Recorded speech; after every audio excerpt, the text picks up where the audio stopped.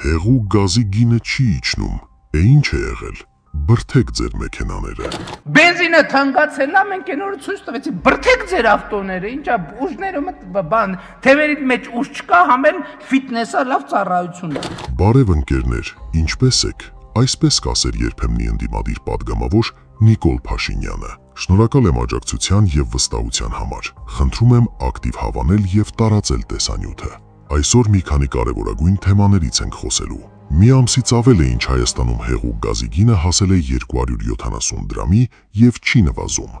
Սակայն իմ ունեցած հստակ տեղեկությունների համաձայն Հայաստանում վառելիքի պակաս չկա։ Հեղուկ գազի գնի բարձրացումը լուրջ դժգոհություն է առաջացրել մեր վարորդների մոտ, սակայն որևէ ազդեցություն չի թողել էկոնոմիկայի տխրահռչակ նախարար Գևորգ Պապոյանի մոտ։ Իդեպ ընկերներ, նմանատիպ թանկացումները ոչ միայն վառելիքի շուկայում է, այլ համատարած է։ Կան դեպքեր, երբ թանկացնում են տնտեսվարողները, որը ևս մեր արդարության առաջամարտիկ Գևորգ Ամենագետ Պապոյանի աչքից վրիպում է, կամ ուղղակի չտեսնելու է տալիս։ Մի քանի օր է մեկնարկել է սուտ խոսելու Հայաստանի բաց առաջնությունը, բայց որևէ ուժ չի խոսում թանկացումներից։ Որևէ քաղաքական դերակատար չի բարձրաձայնում բնակչության սոցիալական ծանր վիճակի մասին։ Կարակը թանկացել է, ժողովուրդ ջան։ Խառը կանաչի կերեք, ինչ ա եղել որ։ Կենտրոնական բանկի նախագահն ասեց, որ գիտությունը պարզել է, որ կարակը օգտակար է, բայց գիտությունը գիտեք երբ է պարզել, որ խառը կանաչին օգտակար է։ Գիտեք ինչ վիտամիններ կան մեջը, ինչ հատկանիշներ կան մեջը։ Դա ինչ է նշանակում, որ ոչ մեկ չի բարձրաձայնում, թե ինչ է կատարվում իրականում եւ բոլորը կռիվ են տալիս մեկ աթոռի համար։ Ընկերներ, որքան փորձում եմ հեռանալ Շիրակի մարզից, կարծես մագնիս լինի այդ մարզը։ Դավիթ Արուշանյան, քո համայնքապետ Անանիկ Ոսկանյանը անցել է օրենք խախտելու։ Մանկապարտեզներում երեխաների ծնողներին է հրավիրում եւ քարոզանում։ Դա օրենքի կոպտագույն խախտում է։ Կամ հենց հիմա գործի կանցնես, կամ ես կանցնեմ բոլորիդ վրայով։ Անանիկ Ոսկանյան, ինչպես ես հույս ունեմ լավ չես լինելու, որ քաղաքացին գալիս է քո մոտ, ինչի ես քո լպիրշ պահվածքով մարդկանց վիրավորում, ինչի ես ասում բոլորդ իմացեք, սա դեմ տվող է, տո դու ես դեմ տվողը, դու ես քո քաղաքացիներին դեմ տալիս, բռնել տալիս, քո ցոլակն է մարդկանց սեքսի նախարար նշանակում, մարդկանց ահաբեկում, տոկոսով փող տալուց անցել է հայոյանքների, թե այն աղջկա ամուսինը քիչ է ասել, որը որից հետո է, կամ քո մյուս մանկլավիկները, որ մարդկանց ահաբեկում են։ Լսի Անանիկ Ոսկանյան, վստահեցնում եմ, քո մասին այնքան են տեղեկություն եւ փաստ ուղարկել, որոնք հրապարակելուց հետո անգամ քո սիրելի Պեմզաշեն կամաչես մտես, բայց արի անձնական դաշտ չմտնեմ, դու էլ փորձիր օրենքը պահել ու քո կողքիններին բացատրել, որ եթե նման պահվածքը շարունակվի, լավ ավարտ չի ունենա այս ամենը։ Իդեպ ասեմ, որ քո գլխին սև ամփեր են կուտակվել Անանիկ Ոսկանյան,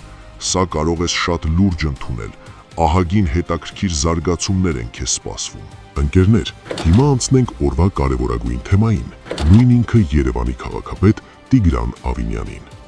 Սիրելի երևանցիներ, սիրելի հայրենակիցներ, Հայաստանում տեղի ունեցող ստի եւ խաբկանքի միջոցառումների շրջանակում, երբ տեսնեք Երևանի քաղաքապետ Տիգրան Ավինյանին, հարցրեք. «Պարոն Ավինյան, որքան կրիպտոարժույթ ունեք, ինչու եք թաքցնում»։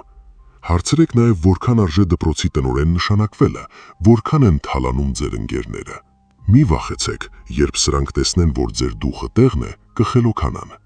Ընկերներ, ստացել եմ ևս մեկ տեղեկություն, որի իսկությունը պարզելու համար դիմում եմ հենց Տիգրան Ավինյանին։ Հույս ունեմ, որ կտարածեք այս տեսանյութը, որպեսզի Տիգրան Ավինյանը փորձի հերքել։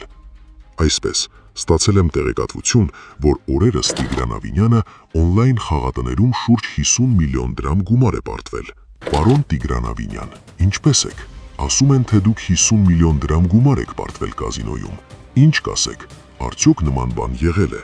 Եթե ոչ, ապա որքան եք պարտվել։ Եթե այո, ինչ գումար եք պարտվել։ Ընկերներ, իդեպ օնլայն խաղատոն կոչված չարիքը դարձել է պատուհաս մեր քաղաքացիների համար։ Անկախ նրանից, որ մեկ մարդ ինքն է մեղավոր, որ պարտվում է իր գումարը, սակայն պետք է վիրահատական միջամտություն այդ չարիքի դեմ առնելու համար։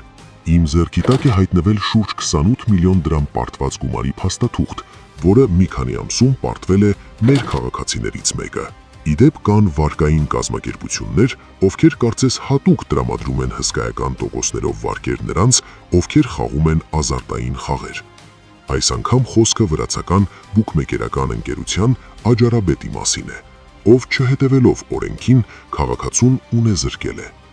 Ընկերներ, իրական հեղափոխության հետո նախ պետք է հայտարարել վարկային համաներում, ինչի արդյունքում հարկադիր կատարման ծառայության տակ գտնվող բոլոր անձինք պետք է հնարավորություն ունենան նորից սկսեն իրենց պարտավորությունները մարել։ Երկրորդ, պետք է չեղարկվեն բոլոր բանկերի տույժերը, դա ստրկության տանող ճանապարհ է։